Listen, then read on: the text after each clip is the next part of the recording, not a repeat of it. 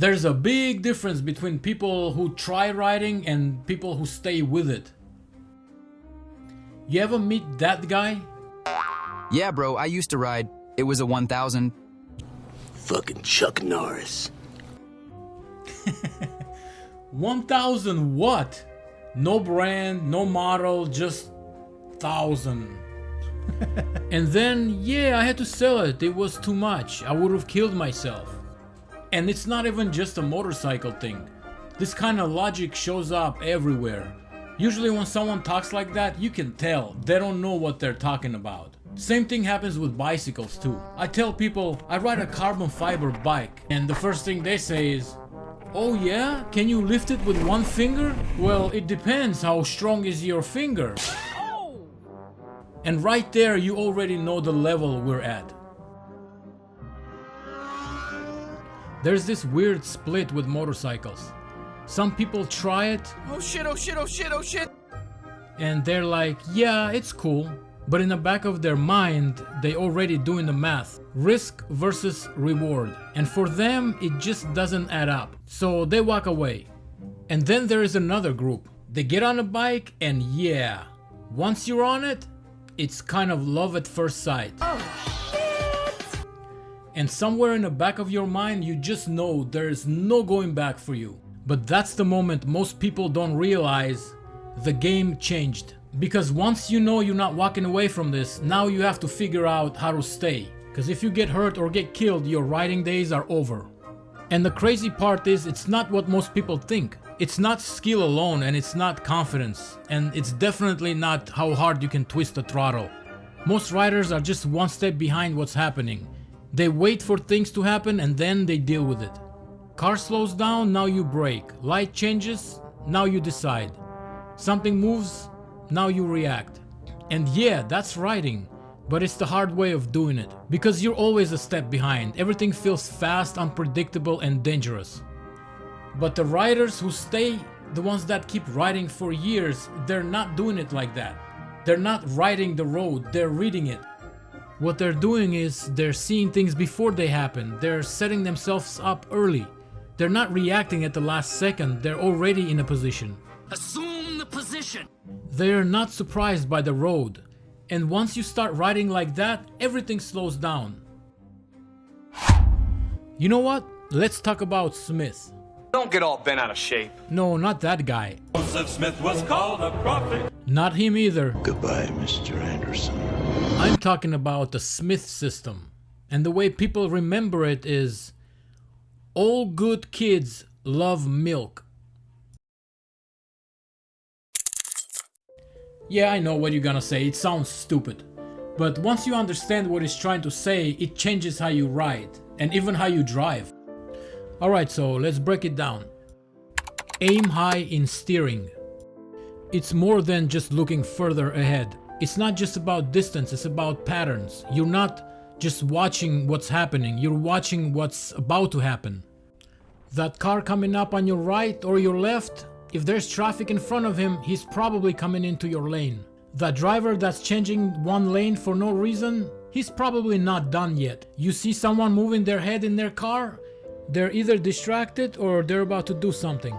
And once you start seeing those patterns, you'll start getting surprised. You're not reacting at the last second, you already saw it coming. And just remember, they're not out there looking at you and thinking, oh yeah, there's that guy on a motorcycle, let me mess with him a little bit. They're just trying to get somewhere, so don't take it personal. They're not even thinking about you, they're just not paying attention. Get the big picture. This is where you figure out what actually matters and what doesn't. Because there's a lot of things going on around you, but most of it has nothing to do with you. A bird on a tree doesn't matter. Someone sitting on a bench doesn't matter. But a car creeping out of the side street, that matters. Front wheel starting to turn, that matters. You see a gap opening up next to you or closing, that matters too. So you're constantly filtering out what you see, what can affect me right now and what can't. Because if you treat everything like it matters, you'll get overwhelmed. And if you ignore the wrong thing, that's where the problem starts. So the goal isn't to see more, it's to see what matters, what's relevant. Keep your eyes moving. What matters doesn't stay the same. On a motorcycle, things change fast. And if your eyes are stuck in one place, you're stuck with old information. And that's how you fall behind. You're not staring, you're scanning far ahead. Mirrors, road surface, left, right. You're constantly updating what's going on. Especially on a motorcycle. You don't have time to figure things out late, so more often you check, the earlier you catch it. So if you're not checking again, you're riding on old information. Leave yourself an out. And this is where everything you saw actually matters. Because now you're asking, if something goes wrong right now, where do I go? Because on a motorcycle, you're very small, and if somebody doesn't stop, you don't want to be the one they hit. That's why positioning matters. Stay somewhere where you got options, between cars, to the side, somewhere you can move. So that way you don't end up getting sandwiched. And when you're moving, same thing. If you're passing a car, especially going around a curve, when your bike is leaned over, you have to ask yourself, if they move into my lane, am I skilled enough as a rider to actually do something about it? Can you brake while you're at an angle? Can you adjust your lane? Can you get out of the way while the bike is still at a lean? Because going straight, that's easy. But when the bike is at an angle, that takes skill. So if you don't have that skill yet, be careful where you put yourself. Don't put yourself in a situation where your only option is hoping. Because good riders don't wait for a way out. They make sure they already have one. Make sure they see you. It's not just what you see anymore, it's whether they see you. Especially in a situation where a car is waiting to turn into your lane from a light or a gas station.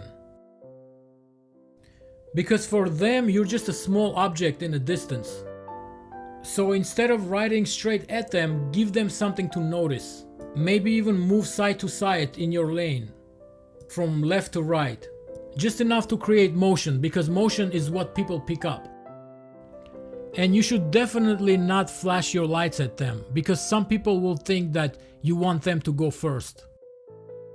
So I'll give you something that actually made a difference for me. I put these amber auxiliary lights on my bike. And ever since I did that, people notice me way more. And you know, the color actually matters because they have to be amber. I think it's the color that makes the difference. And it's very noticeable. I can see it in their mirrors, in the way they react. They usually see me coming from far away. So I would actually recommend something like that. Anything that makes you stand out more, especially from the front. But at the same time, you're not relying on that. You're still reading the situation. You're still looking for your out. You're not hoping for them to see you. You're making it easier for them to see you. And you are ready if they don't. And none of this replaces actual riding skill. You still need to know how to brake, how to turn, how to control the bike when things go wrong.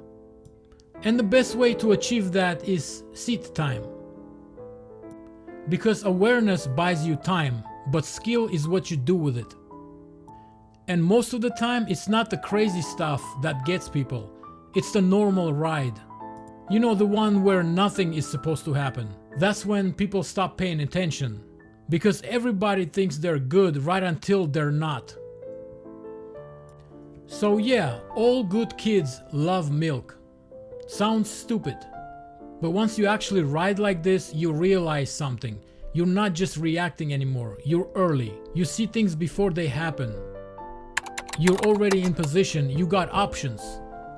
And that's the difference. You can be the most skilled rider in the world, but out here, skill is just part of what keeps you safe. Because things change fast, sometimes faster than you can react. So the difference is whether you saw it coming.